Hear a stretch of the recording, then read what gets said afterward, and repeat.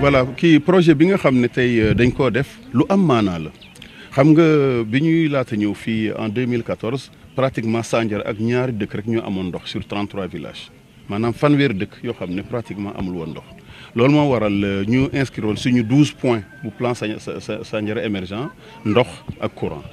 tey suñu programme mooy indi courant ci 26 villages indi ndox sur 33 villages loolu nag ñu ngi ci maintenant troisième phase bi commencé woon nañu première phase bi déjà en 2035 man sama wàllu bopp maa mayoon mairie bi 35 millions ñu def 5 kilomètres de route Sandiara 300 kër am ndox gratuitement ñaareelu phase bi suñu partenaire bi nga xam ne moom la ñu wooyee Martin Mouan de Vivre en Brousse en France Clermont-Ferrand kooku moo ñu ñëw ak ñun créé ce projet là muy 200 millions yoo xam ne dañoo def pratiquement 20 kilomètres de route te xam nga dëkk yi dafa yombul parce que dëkk habitat bi c'est dispersé loolu moo tax projet boobu yàggoon trop tey pratiquement deuxième phase bi pare nañ ko mooy robinet yi doon ubbi tey am na 25 villages sur 33 yoo xam ne am nañu ndox fii ak ay weer ñaari weer wala ñett yeneen villages yi nga xam ne moo nekk dans la zone sud incha allah dina am aussi ndox soo gisee loolu am importance nag mooy ndox sans ndox mun am wér-gu-yaram sans ndox munoo aussi jigéen dañuy sonn sans ndox sa diina sax dadul mat loolu moo waral dafa nekk loo xam ne lu rëy la ci ñun parce que soo jógee de 3 à 25 xam nga loolu vraiment effort bu rëy la soo jógee de 3 aussi à 33 xam nga loolu effort bu rëy la loolu moo waral tey waa dëkk yi gis ngeen dañoo kontaan lool dafa nekkoon loo xam ne aussi ñu bëri dañ doon na est-ce que loolu mën naa am est-ce que mën naa toog ba dootuma dem ci teen wala ci ay séyaan pour wuti ndox donc loolu pour man mooy le véritable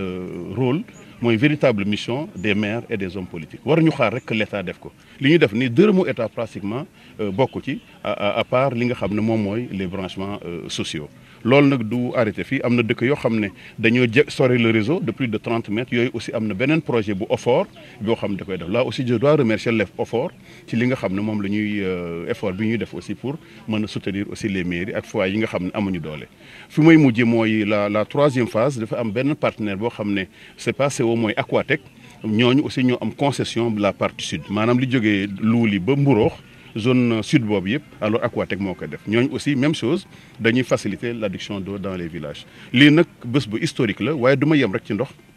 dinaa indi courant dans tous les villages il y a 26 villages yoo xam ne tey dañu war a am courant tey 14 ñu am courant donc on va continuer mais du ma yem foofu dama bëgg village aussi am une activité économique wax naa ko léegi une chose c'est am nga am courant ñaar bi mooy nga am ndox waaye li nga war a am mooy éducation d'abord pour les enfants pour ëllëg ñu nekk ay cadres mën ñoo remplacer mais aussi am foo xam ne soo xëyee fa ngay dem liggéey donc wax naa ko léegi Faylar fii dafa nar a am ñaari station d'essence 30 emplois waa Petrosen ñoo fi nekk alors fële nga xam ne mooy Godagen fi ñu jógee léegi dafa war am aussi un projet aussi dëkk yëpp moo am war a am moulin à mil pour que jigéen ñi mën a noppalu dëkk yëpp aussi moo war a am aussi lu toll lu mel ni dispensaire ak yeneen ak yeneen kon moo tax bés bu màgg la bés bu rëy la loolu moo taxoon je tenais coûte que coûte à ce que ñu ñëwaat ci population yi jël seen xalaat déglu leen wax